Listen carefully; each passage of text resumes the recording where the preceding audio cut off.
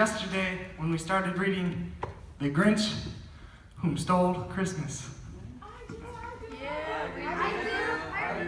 I don't. Alright, well, remember where we left off? No. You didn't. Well, we left off when the Grinch had the idea of stealing Christmas, and he's actually going to start stealing Christmas now. I thought you already did. No, not yet. He's going to start stealing it though. Oh, okay. Alrighty. Y'all ready? Everybody sit down. You ready? Crisscross applesauce with your little snacks and water bottles. I can't. Okay. Here we go. Then he loaded some bags and some old empty sacks on a ramshackle sleigh, and he hitched up old Max. And the Grinch said, and the sleigh started down towards the homes where the Who's lay a snooze in their town. All their windows were dark, quiet snow filled the air. All the Who's were all dreaming sweet dreams without care. When he came to the first little house on the square, the Grinch said, "This stop is number 1.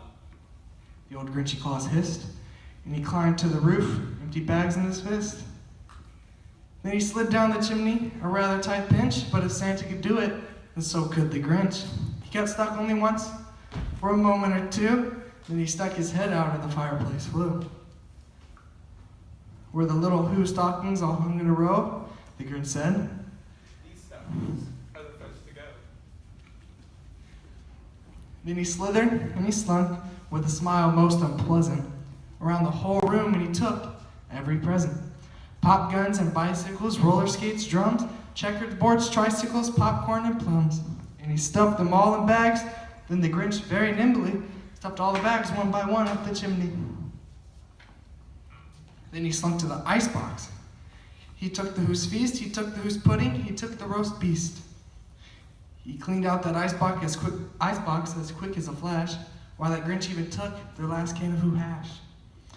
And he stuffed all the food up the chimney with glee, and the Grinch said, "And now I'll stuff up the tree."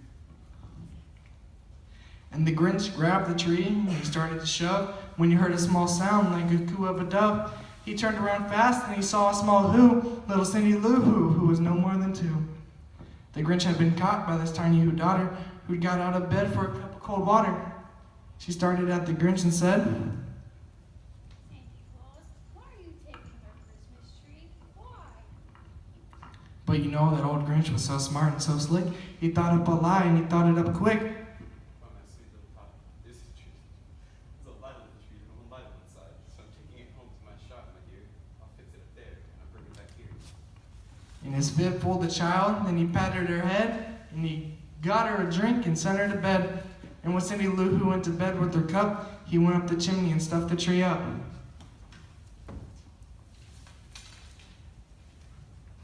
And the last thing he took was a log for the fire. Then he went up the chimney himself, the old liar. On their walls he left nothing but hooks and some wire. And the one speck of food that he left in the house was a crumb, much too small even for a mouse. And the mouse said, The greedy old Grinch.